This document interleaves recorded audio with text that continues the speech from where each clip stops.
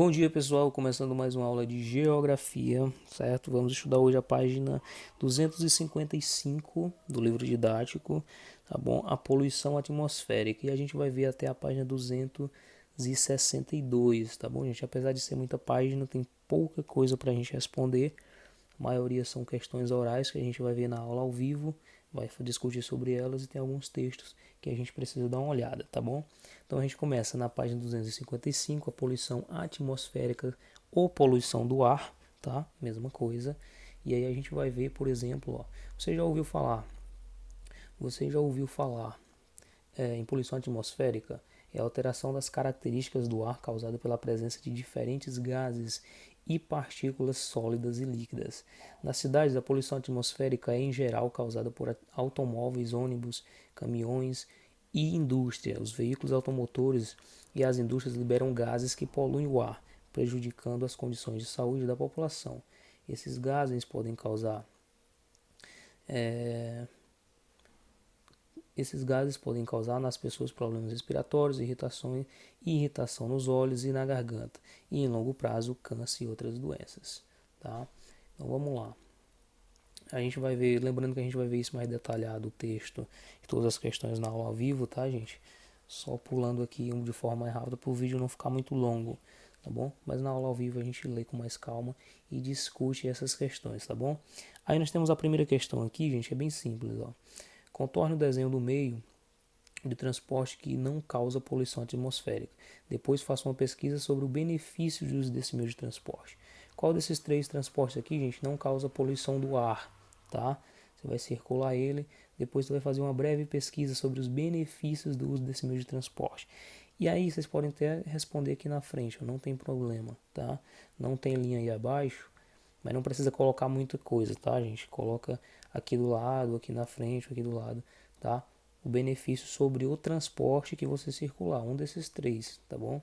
Você vai circular aquele que não polui o ar, tá bom? Ó, aí na página 256, tá? Nós temos um texto, detectores de poluição do ar, que é um texto que fala sobre as abelhas e tal, tá bom? Então o que é que vocês vão fazer, ó? Abelhas contra a poluição.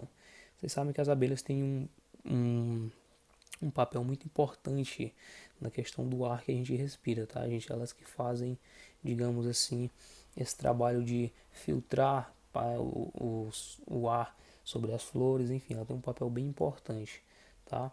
E aí, esse texto aqui, ó, é sobre abelhas contra a poluição. Escolhemos abelhas de Jataí para o estudo, pois a espécie não tem ferrão, o que facilita nosso trabalho, e costuma visitar diferentes plantas diferentes presentes na área em que vive. Conta a bióloga Natália Nascimento, responsável pela pesquisa. Então, gente, ó, temos um textinho aqui com esses parágrafos, tá? Que fala sobre a pesquisa dessas abelhas, e nós temos uma, duas, três, quatro, cinco questões, tá? Eu já li o texto, eu já li essas questões, então eu posso dizer com toda certeza que todas essas respostas, todas, absolutamente todas as respostas da 1, 2, 3, 4 e 5 tem no texto, tá, gente? Todas as respostas tem no texto, então não tem dificuldade. Vocês vão ler o texto, tá? Vão ler, esse texto não é muito grande, ó, só são 1, 2, 3, 4, 5, 6 parágrafos, tá? Então, todas as respostas tem no texto. Como os cientistas fazem os testes com as abelhas? Lá no começo tem, tá? Que materiais poluentes são encontrados nas flores? No texto tem, acho que é o segundo parágrafo. Quem é responsável por poluir o ar nos locais em que é feita a pesquisa? Tem no texto também. O que é responsável pela poluição? O que o responsável pela poluição pode fazer para diminuir os danos do meio ambiente? Tem no texto também o que a cientista fala que os responsáveis podem fazer para diminuir, tá? Qual é a causa da diminuição da poluição de abelhas? Qual é a causa da diminuição da poluição da população, tá, gente, de abelhas, de acordo com a bióloga Natália Nascimento? O último parágrafo tem isso. Então, gente, 1, 2, 3 e 4 e 5 da página 257 tem todas no texto, tá? É um texto pequeno. Então espero que vocês respondam, tá bom? E na aula ao vivo a gente corrige. As próximas páginas, gente, a maioria são perguntas para a gente responder oralmente, tá? A gente vai responder oralmente. A degradação do solo. Vamos lá. Na agricultura, as técnicas inadequadas de cultivo e desmatamento, a irrigação sem os devidos cuidados, a poluição por produtos químicos e a erosão são alguns dos problemas que prejudicam o solo, tá? Então a gente vai ver aqui, degradação do solo significa poluição da terra, tá, gente? Degradação, que o pessoal acaba com a fonte de vida, digamos assim, que tem na terra, tá? E aí é nesse texto a gente vai ver, como eu disse na aula ao vivo, a gente vai ver todos esses textos com mais calma, vai ler, tá? E a gente vai discutir. Aí nós temos aqui, ó, qual é a importância da vegetação para o solo? Quais são as práticas que mais degradam o solo? Questões que a gente vai discutir oralmente, tá bom? Na aula ao vivo, com a opinião de vocês, de acordo com o que vocês viram no texto, tá bom? Desmatamento. A gente vai falar um pouco também sobre o desmatamento, tá bom? E aí, ó, desmatamento. A abertura de áreas para agricultura e a criação de gado é responsável por grande parte do desmatamento das florestas. Na Amazônia, entre os anos de 2000 a 2010, cerca de 237 mil quilômetros quadrados de floresta foram desmatados. Muita coisa, né? Aí nós temos um mapa aqui, ó. Brasil, desmatamento na floresta amazônica de 1988 até 2017, tá? Vamos ver aqui a legendinha do mapa para ver qual é a área. Ó. Nuvens, ok. Floresta amazônica, a parte verde.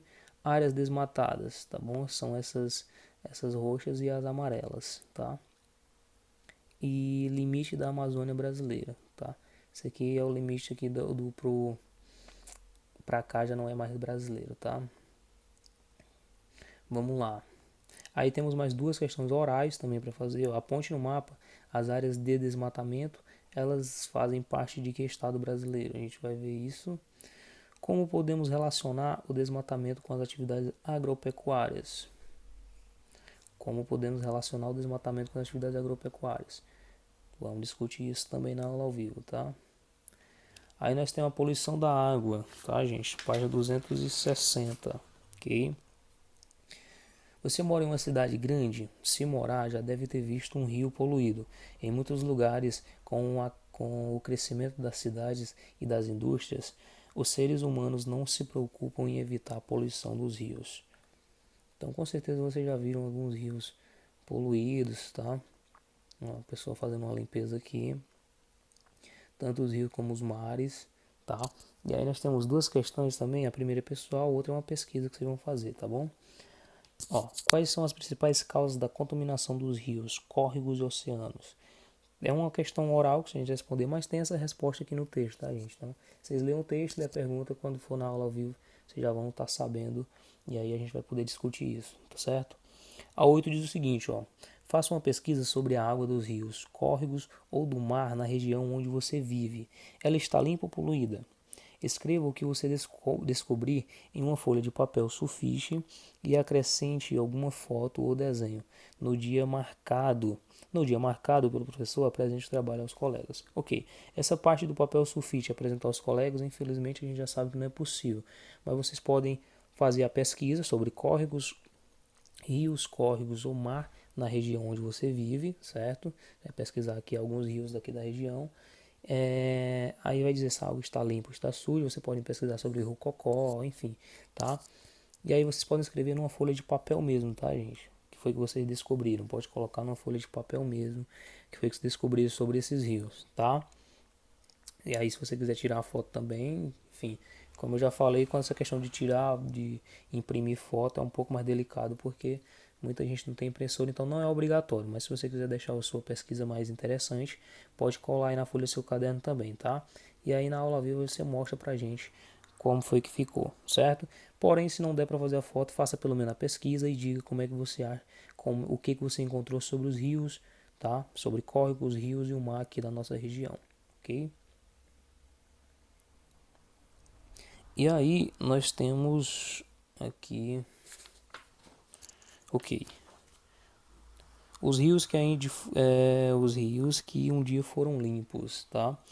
Mas aqui nós temos um textinho e duas imagens sobre o rio Capibaribe, tá? Em Pernambuco, e o Tietê em São Paulo. são poluídos nos trechos urbanos. No passado, esses rios também foram importantes para o povoamento e o crescimento das cidades de Recife e de São Paulo, respectivamente. Ó, o rio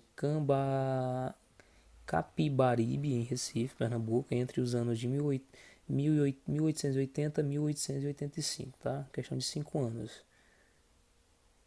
Tá aqui a diferença, tá? Ó. Isso aqui era de 1880 a 1885 e aqui em 2018, tá? Mesmo rio, só que anos depois. Aí no século XVI, as primeiras ocupações foram feitas perto do rio Capibaribe, tá? Na época de maior produção de cana-de-açúcar, ele foi denominado Rio Ponche, porque as embarcações que transportavam a cana para outros lugares passavam por ele. Ok, e aí nós temos agora o Rio Tietê, em São Paulo, ó. Isso aqui na década de 1910 e agora em 2018 também. Olha a diferença, tá? Muito diferente, tá, gente? E aí, ó, o Rio Tietê tem importância para a história e a economia do estado de São Paulo. Ele já foi muito usado para navegação. Por ele foi possível penetrar no interior do estado de São Paulo e fundar povoados e cidades no longo de suas margens, tá?